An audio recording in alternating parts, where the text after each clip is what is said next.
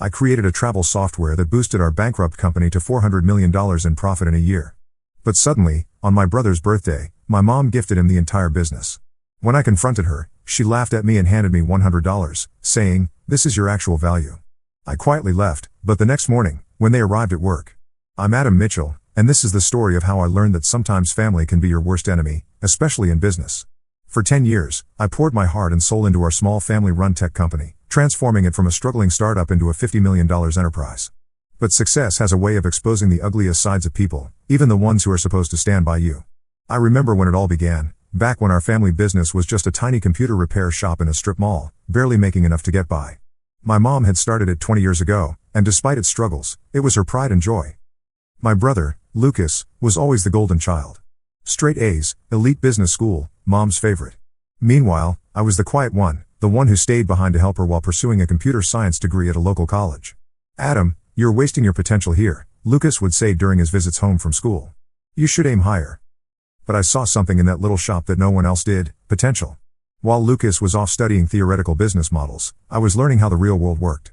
I was coding, fixing systems, spotting gaps in the market that no one else was paying attention to. During my final year of college, I developed our first proprietary software, a simple but effective inventory management tool for small businesses. It wasn't groundbreaking, but it was affordable, user-friendly, and met a real need. At first, Mom was skeptical. But when local businesses started buying licenses, her tune changed. "Maybe you're onto something here, kiddo," she said. And for the first time, I saw a flicker of pride in her eyes. That moment meant everything to me. If only I had known how temporary it would be. Under my leadership, the business began to grow. I worked 14-hour days, 7 days a week, pouring everything I had into our success. While Lucas was climbing the corporate ladder at a top consulting firm in New York, I was building something real. Our tiny repair shop evolved into a full-fledged software development company, expanding from local clients to national corporations. Dad watched me with quiet concern. "Don't work yourself into the ground, Adam," he'd say, bringing me dinner at the office. "You need a life outside of this." But I couldn't stop. Maybe part of me was still chasing validation. Maybe I just wanted to prove that I could make something of my own. 5 years into our transformation, we hit our first $1 million in annual revenue. That's when Lucas suddenly took an interest in the family business again. He quit his high-profile job and moved back home. At a family dinner, he made his grand announcement. "I think it's time I took my rightful place in the company," he said, flashing his trademark confidence. "With my business expertise, we could really take things to the next level." Mom practically lit up. "That's wonderful, sweetheart. We could use your professional touch around here." I sat there, my fork suspended midair, trying to process what was happening. The company I had built from nothing was now being handed to Lucas like some kind of inheritance. I swallowed my objections and played along. Lucas was appointed as co-CEO despite having zero experience in our industry. Mom insisted it was good for our company's image to have someone with his credentials at the helm. So while I continued handling product development and operations, he took over marketing and investor relations. For the next 5 years, our business flourished, but so did the tension. I kept developing new software, building relationships, and improving our services. Meanwhile, Lucas crafted an image for himself as the face of the company. He gave interviews about being a man in tech, accepted awards for entrepreneurship, and took credit for innovations he had nothing to do with. Our revenue skyrocketed to $50 million, but so did the power struggle. Lucas began excluding me from key meetings, making decisions without consulting me, slowly, methodically, pushing me to the sidelines of my own creation. Then came Mom's 60th birthday party, the night that changed everything. The party, of course, was Lucas's idea. He had rented out the grand ballroom at the city's most expensive hotel and invited all our business associates. It wasn't really a birthday party. It was a networking event disguised as one. But that was Lucas's style. Everything had to serve a purpose. I arrived early to help with preparations, wearing a simple black suit. The moment Lucas spotted me, he gave me the disapproving look I had grown used to over the years. "Couldn't you have made more of an effort?" he hissed. "These are important people, Adam." I ignored him and focused on greeting guests. The room quickly filled with business executives, investors, and family friends. Lucas worked the room like a politician, shaking hands and flashing his perfectly rehearsed smile. I, as usual, stayed in the background, making sure everything ran smoothly. Dinner was served, and just as I was starting to relax, Lucas clinked his glass for attention. I expected a typical speech, a tribute to Mom, maybe some nostalgic childhood memories. Instead, he dropped a bomb that shattered everything. "As we celebrate Mom's 60th birthday," he began, his voice confident and commanding, "I think it's time to announce some changes at Mitchell Tech." My stomach twisted. "Changes?" "The board has agreed that the company needs unified leadership to move forward," he continued, his words slicing through the room like a blade. Board meetings? What board meetings? For too long, we've been held back by outdated thinking and resistance to change, Lucas went on, his eyes locking onto mine. That's why, effective immediately, I will be taking over as sole CEO. It's time for certain elements that no longer serve our growth to step aside. A murmur rippled through the crowd. I sat there frozen, as Lucas carried out his corporate execution in front of our entire network. Some people, he added, his voice dripping with false sympathy, are better suited for technical roles rather than leadership. He was talking about me. Humiliating me.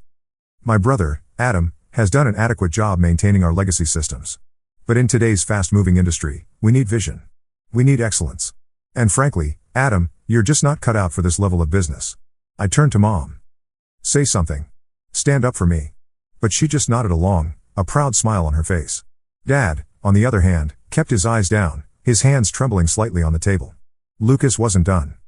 The truth is, he said, his voice rising for dramatic effect, Adam, you are worthless in today's business world. Your outdated ideas and lack of formal business education have become the liability. It's time for you to step aside gracefully. The silence in the room was suffocating. Hundreds of eyes were on me, waiting for my response. I could feel the pity, the judgment, the unspoken agreement with Lucas's words. Everything I had built, every late night, every sacrifice. It was all being stripped away in front of everyone. Slowly, I stood. My chair scraped against the floor, the sound slicing through the hush like a gunshot. Everyone expected a scene. Maybe tears. A screaming match. Instead, I simply picked up my wallet, walked over to Mom's table, and placed a small wrapped package in front of her. Happy birthday, Mom, I said quietly. Then I turned and walked out, head held high, leaving behind the whispers, the stares, and the brother who thought he had won. That night, I sat in my home office surrounded by awards and patents that bore my name. Lucas believed he had taken everything from me, but he had forgotten one crucial detail, something that would turn his moment of triumph into the biggest mistake of his life. As I powered up my laptop and began typing, a small smile played on my lips. Tomorrow would be interesting. After all, there's more than one way to run a successful business. And in 10 years, I had learned far more than Lucas had in all his fancy business classes. The next morning, the sun rose bright and clear. And with it, everything was about to change. I arrived at the office early, before anyone else, and waited. At precisely 9 a.m., Lucas strode through the front doors with Mom beside him, both wearing triumphant smiles, smiles that were about to be wiped off their faces. Adam. Lucas's voice held a mix of surprise and annoyance. What are you doing here? I thought after last night, you'd have the dignity to stay home. I smiled, remembering the email I had sent at 3 a.m. to every major client, partner, and employee of Mitchell Tech. Just wrapping up some loose ends, brother dear. But since you're here, we should probably talk about the company's future. There's nothing to discuss, Mom interjected, her voice firm. Lucas is in charge now. The board has already approved it. Ah, yes, the board, I said, pulling out my tablet. Let's talk about that. I tapped the screen, and the conference room's main monitor lit up with a document. You see, while Lucas was busy planning parties and giving interviews, I was actually building this company. And there are a few things you both seem to have forgotten. I pulled up another document, zooming in for emphasis. First, let me remind you that I own 51% of Mitchell Tech shares. When we incorporated 10 years ago, Mom gave Lucas and me equal shares, 25% each, while keeping 50% for herself. But 3 years ago, when we needed capital for expansion, Mom sold me 6% of her shares. Remember that day, Mom? You were too busy attending Lucas's award ceremony to handle the negotiations yourself, so you signed the papers without reading them carefully. The color drained from both their faces. Lucas's perfectly manicured hands gripped the conference table. That's impossible, he whispered. Mom would never. But she did, I interrupted, pulling up another document. And that's not all. I clicked again, and another screen filled with legal filings. The core software that generates 80% of our revenue, it's not owned by Mitchell Tech. It's owned by my separate company, Innovate Solutions LLC. Mitchell Tech only has a licensing agreement, which expires in, I checked my watch, about 10 minutes ago. Mom collapsed into a chair, realization dawning on her face. The renewal papers, she murmured. The ones you asked me to sign last week, the ones I didn't read because you were too busy helping Lucas plan the party? I finished for her. Yes, those papers. I decided not to submit them. Lucas's face twisted in rage. You underhanded little. Careful, brother. I cut him off smoothly. You might want to hear the rest before you finish that sentence. I clicked again, and a flood of emails appeared on the screen. While you were busy announcing my graceful exit last night, I was sending emails to our clients. You see, most of our major clients have personal loyalty clauses in their contracts they signed with Mitchell Tech because of me, my expertise, my track record. Last night, I informed them of the leadership changes and my departure. I zoomed in, showing dozens of responses from our biggest accounts. Would you like to know how many have already triggered their contract termination clauses? I tilted my head.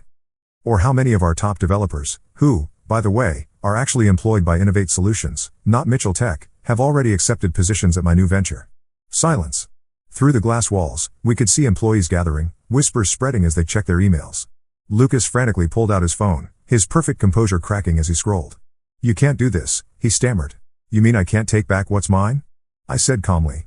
You thought you could just take over because you have an MBA and mom's approval? You thought you could humiliate me in front of everyone and get away with it? I stood, smoothing my suit. So here are your options. I let the weight of my words settle before continuing. Option 1. I walk away. With my shares, my software, my clients, and my employees. Mitchell Tech becomes an empty shell, and you can explain to all those important people you invited last night why the company's value just dropped to zero overnight. Mom's face aged 10 years in the last 10 minutes. And option 2, she asked weakly. Option 2, you both resign. I took a deep breath and met their stunned expressions with a calm, unwavering gaze. I take full control of Mitchell Tech, I continued. You both keep your shares as silent partners, receiving dividends, but having no say in operations. Lucas gets a nice severance package and glowing references for his next job somewhere far away from here. Lucas's face turned an interesting shade of red. You planned this all along, didn't you? You were just waiting for the right moment to stab us in the back. I let out a short laugh, devoid of humor. No, Lucas. I spent 10 years trying to be a good son, a good brother, and the entire time, you both took me for granted. I built this company from nothing while you collected accolades for my work. I only planned this. I checked my watch again about 12 hours ago. After you called me worthless in front of everyone we know, my phone buzzed. Another client termination notice. Time's running out. What's it going to be? The next hour was a blur of paperwork and lawyers. By noon, I sat alone in what was now my office, looking out over the city. The company I had built was now truly mine, but the victory felt hollow. Family relationships lay in ruins around me, trust shattered like dropped crystal. That evening, Dad came to see me. His eyes were red from crying. Did it have to end this way? He asked softly. I met his gaze. My voice gentle but firm. They gave me no choice. They would have taken everything I built and discarded me without a second thought. He nodded slowly, understanding but sad. What happens now? I turned my laptop toward him, showing him the plans I had already drawn up. Expansions, new product lines, innovations I had been holding back, nows. I exhaled, feeling lighter than I had in years. Now I build something even bigger. But this time, I do it without carrying people who see me as worthless. 1 year later, under my sole leadership, Mitchell Tech tripled in value. Lucas found a job with a startup in Silicon Valley, humbled, but hopefully wiser. Mom retired, finally understanding that her golden child had nearly destroyed her legacy. We see each other at holidays, maintaining a polite distance, masking wounds that may never fully heal. Sometimes, late at night, I look at old family photos and feel a twinge of sadness for what we lost. But then, I remember that night at the birthday party. The look of disdain on Lucas's face. The way Mom nodded along with his cruel words. And I remind myself, in business and in family, respect is earned, not given. They learned that lesson too late. My story spread through business circles, a cautionary tale about underestimating the wrong person. At industry events, I often catch whispers. That's Adam Mitchell, the one who they never finish the sentence. They don't have to. My success speaks for itself. Last week, I received an invitation to speak at Lucas's business school's graduation ceremony. The topic? Hidden strengths, the power of underestimated leaders. I accepted the invitation with a small smile, already planning my speech. After all, I have quite a story to tell. The company continues to thrive under my leadership. But more importantly, I found peace with my decisions. Sometimes, the strongest message you can send is simply proving people wrong. And sometimes, the best revenge isn't about destroying others. It's about rising so high that they can't help but see their own mistakes. As I sit here in my office, overlooking the city, I remember something my father once told me. Success is the best revenge, but wisdom is knowing when to stop seeking revenge and start seeking growth. He was right. I've moved past revenge. These days, I focus on building something meaningful, something that will outlast the petty jealousies and family drama. I still keep that wrapped birthday present I never gave Mom. A photo album of the company's journey, from that tiny repair shop to what it is today. Maybe someday, when the wounds have healed enough, I'll finally give it to her. Until then, it sits on my shelf, a quiet reminder that our greatest strengths often come from the very things others underestimate about us. 5 years later, the Mitchell Tech logo gleamed from atop our new headquarters, a 40-story glass tower downtown that had become one of the city's architectural landmarks. From my corner office on the top floor, I could see the original strip mall where it all began, now dwarfed by development but preserved as our innovation lab, a reminder of humble beginnings. "Mr. Mitchell, your 2 o'clock is here," my assistant's voice came through the intercom. I straightened my tie and closed the quarterly report on my tablet. "Send her in, please." The door opened, and a familiar figure walked in. Mom looked older, her hair now fully silver, her posture slightly stooped. The last 5 years hadn't been kind to her, though the generous dividends from her remaining Mitchell Tech shares ensured she lived comfortably. "Adam," she said simply, her voice carrying none of the authority it once had. "Mom. Please, sit." I gestured to the chair across from my desk. "Can I get you anything? Water? Coffee?" She shook her head. "I'm fine." Her eyes darted around the office, taking in the awards lining the walls, the view, the evident success. "You've done well." I nodded, waiting. Mom never made social calls. There was always a purpose, an angle. "I heard about the Nexus acquisition," she finally said. $7 billion. Impressive. "Thank you." I kept my voice neutral, professional. Our relationship had stabilized into something cordial but distant. The wounds had scarred over, but they remained. She fidgeted with her purse strap. "I also heard Lucas is back in town." There it was. The real reason for her visit. "Yes, I know." I leaned back in my chair. "He reached out to me last week." "He did?" Surprise flickered across her face. "He didn't mention that." "I imagine there are many things Lucas doesn't tell you these days." The Silicon Valley startup Lucas had joined after leaving Mitchell Tech had failed spectacularly within 2 years. A series of increasingly desperate career moves followed, each less successful than the last. His perfect resume had become scattered with failures and short tenures. "He's changed, Adam," Mom said softly. "Life has humbled him. He's not the same person who—" She trailed off, unwilling or unable to reference that night. "Who publicly humiliated me and tried to steal my company." I finished for her. "It's okay. We can say it out loud now." Mom winced but nodded. "Yes. That person. He's different now." I studied her face, looking for signs of manipulation, the old patterns we'd fallen into for years. But all I saw was weariness and genuine concern. "What exactly are you asking me, Mom?" She took a deep breath. "He needs a job. A real one, with stability. He's been freelancing, but it's not enough, especially with the baby coming." That was news. "Lucas is going to be a father?" "In 4 months. His wife Emma is a kindergarten teacher. They're struggling." I stood and walked to the window, looking out at the city that had watched our family drama unfold. 5 years ago, this request would have filled me with vindication, maybe even pleasure, the golden child brought low, forced to beg for help from the sibling he'd dismissed. But that feeling never came. "What skills does he bring to the table now?" I asked, keeping my back to her. "Mitchell Tech only hires the best." "He's still brilliant with marketing and client relations," Mom said quickly. "And I think failure has taught him what success never could." I turned back to face her. "Does he know you're here?" She shook her head. "He'd be mortified. His pride is about the only thing he has left, and even that's taken a beating." The irony wasn't lost on me. 5 years ago, Lucas had stood before a room full of people and declared me worthless. Now, his future potentially rested in my hands. "I'll think about it," I said finally. "But I make no promises." Relief washed over her face. "Thank you, Adam. That's all I ask." After she left, I pulled up Lucas's LinkedIn profile. His once impressive resume now showed a clear downward trajectory. His last post was a strained attempt at positivity about embracing the freelance lifestyle that rang hollow. I closed the browser and called my assistant. "Jennifer, get me everything you can find on Lucas Mitchell's recent work history. And schedule a dinner for tomorrow night at Emilio's. Send an invitation to this email address."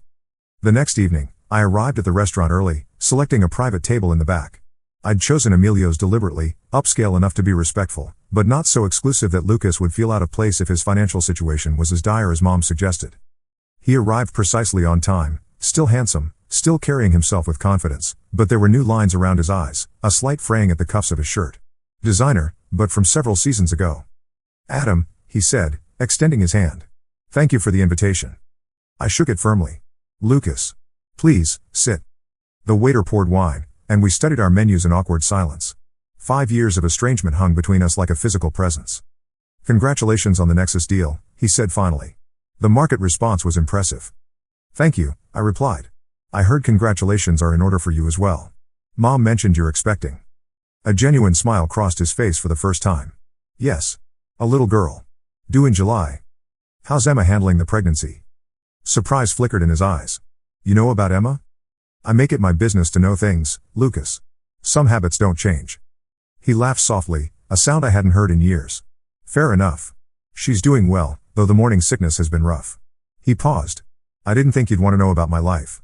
We're still family, I said simply. Even after everything. The waiter returned, and we ordered. With the formalities out of the way, I decided to get to the point. So, freelance marketing consultant. How's that working out? His smile faltered slightly. It has its ups and downs. Flexibility is nice. And the downs? He sighed, setting down his wine glass. Inconsistent income. No benefits. Constantly hustling for the next gig. He met my eyes directly. But I'm not here to complain about my circumstances. I made my bed. His candor surprised me. The old Lucas would have spun everything into a success story. Mom came to see me yesterday, I said. He closed his eyes briefly. I told her not to do that. She loves you. She's worried. I don't deserve her concern. Or yours. He leaned forward. Look, I know why you invited me here. You want to see if I've truly learned my lesson. If karma has punished me enough for your satisfaction. That's not. It's okay, he interrupted. I would feel the same way. And for what it's worth, yes. Life has thoroughly kicked my ass since I left Mitchell Tech. Every bit of arrogance, every shortcut, every time I took credit for someone else's work, it all caught up with me. I studied him. And what did you learn? He thought for a moment. That success isn't about credentials or connections or saying the right thing to the right people. It's about creating actual value. He looked around the restaurant. That you can't build something lasting on appearances alone. Our food arrived, and we ate in silence for a few minutes. I have a position opening up, I said finally. Head of our new client retention division. His fork paused midway to his mouth. Adam, you don't have to. This isn't charity, Lucas. The role needs filling, and despite everything, you do have skills that could benefit the company. I cut a piece of steak. But let me be clear. You'd report to Vanessa Chen. You'd start on a 6-month probation. And your compensation would be based purely on performance metrics. He set down his fork. Why would you do this? After what I did? It was a fair question. One I'd asked myself repeatedly since Mom's visit.